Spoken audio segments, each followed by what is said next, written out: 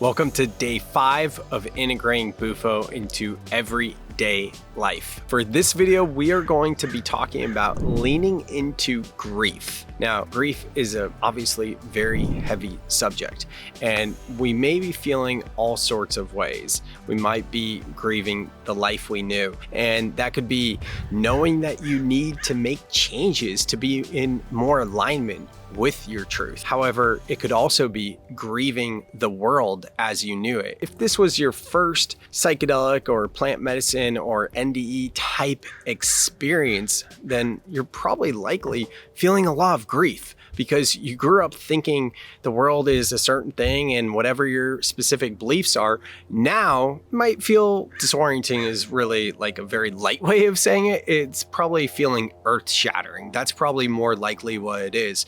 And most of the time, what we're going to want to do is run from that. We're going to want to find safety. For me, my safety is really numbing myself with food. Oftentimes, if I don't want to feel something, one of the first places I go is just starting to eat so that I can't feel it. And I have that awareness around it, so it's something that I've been working through. But this isn't about me, it's about you. So I want you to recognize, that's why everything in these video series is centered around awareness. I want you to have that awareness so that you can recognize when are you numbing yourself with distractions. And it may not be grief, it may be something else. But know that if you recently sat with, whether it's Bufo or any other earth or plant medicine, if you were feeling any sort of heaviness, whether it is grief, it is depression, anxiety, any of these things at all, it will most likely, this isn't an absolute, but it will most likely intensify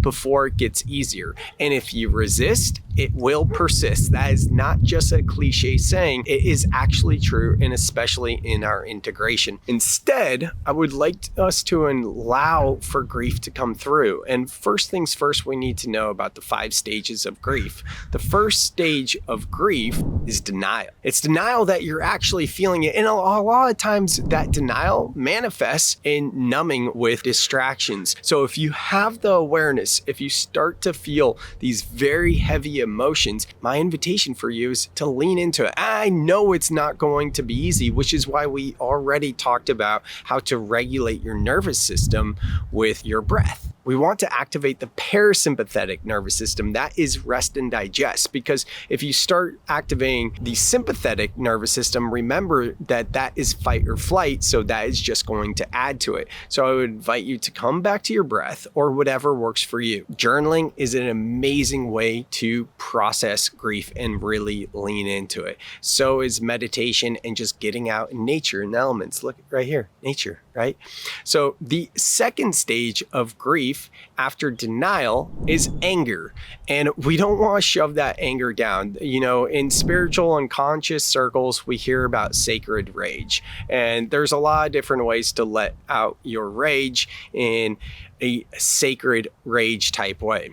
I think of it as like this. Create ceremony when you're doing something, especially when you're practicing healing modalities such as letting out your rage. What that can look like is maybe saging, smudging, Palo Santo, things like that, working with oracle cards and decks, maybe saying a little prayer, whatever it is that makes you feel like you're bringing ceremony to actually have a ritual and a rite of passage, if you will. Do that. For me, with sacred rage, I love metal. I don't really listen to heavy metal as much as I did when I was younger, but interestingly enough, about 3 years into my integration process with my first experience with ayahuasca, or since my first experience with ayahuasca, I got back into listening to metal. And what I realized now that I got an electric guitar and I don't play it often, but I do have a distortion pedal and I let out those heavy riffs and solos, that is one of the ways that I let out rage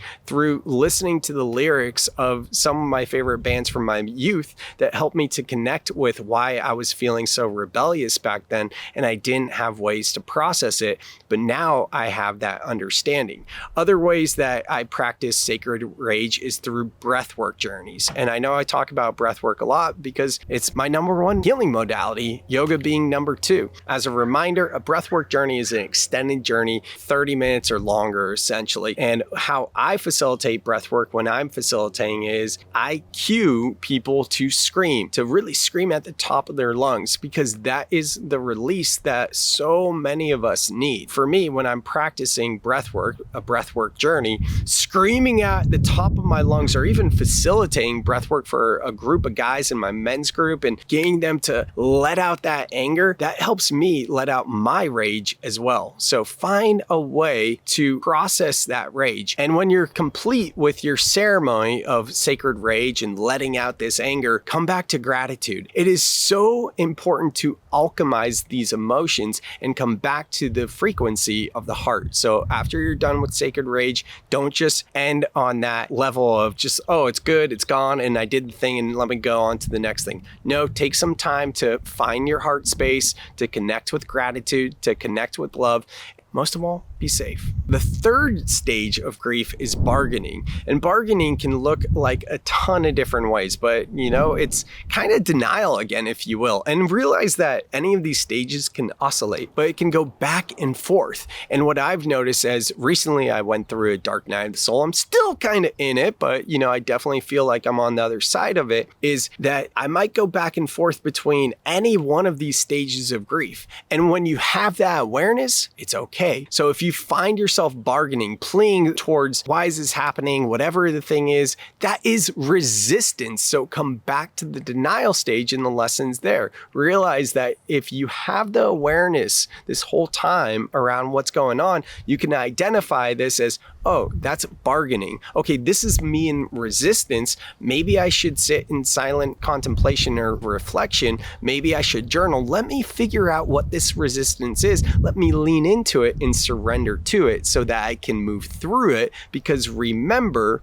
emotions are energy in motion. So if you don't let them move through you, they're going to get stuck in you, and you're going to be in this negative cycle that you can't get out of. So the fourth stage of grief is depression.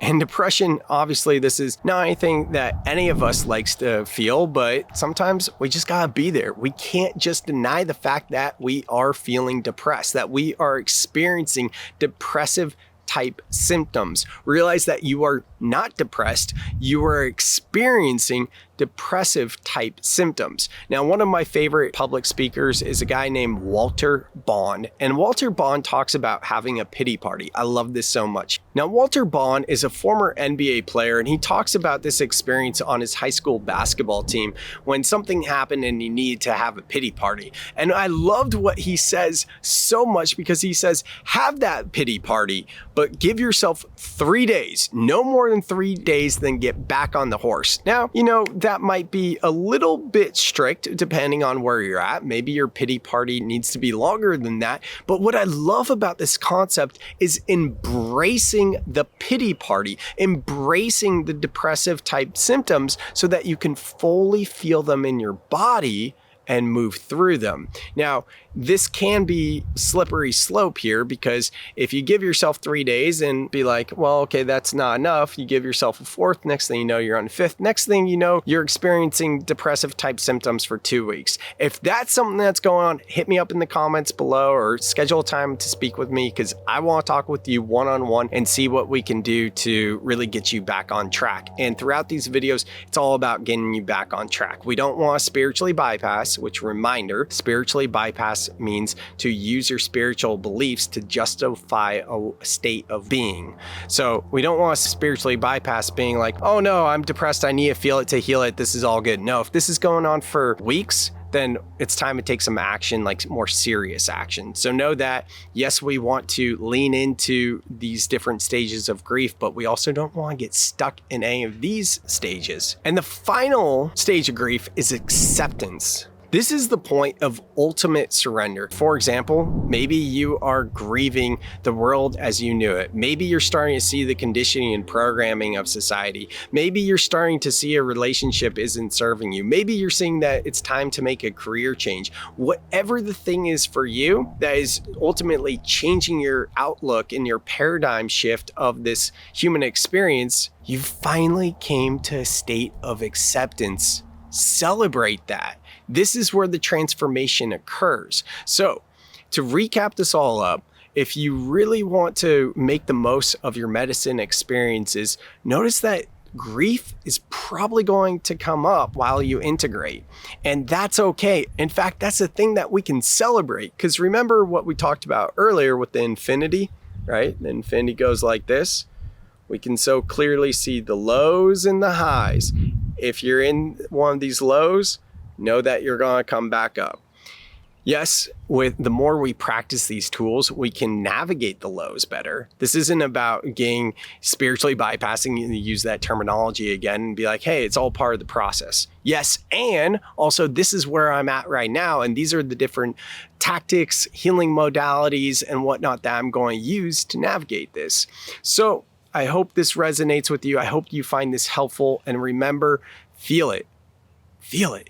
It's okay to feel. In fact, it's celebrated to feel. We want to feel, and that's how we're going to have this transformation. So thank you for being here. If you have questions, you want to go deeper or anything at all, leave questions in the comments below. My link to schedule a call with me, completely free, is in the description. Thank you for showing up for yourself. It is so important, and I'm so humbled and honored to see that you're continuing to come back to these videos. We have a few more, and I'm so excited to see you on the other side.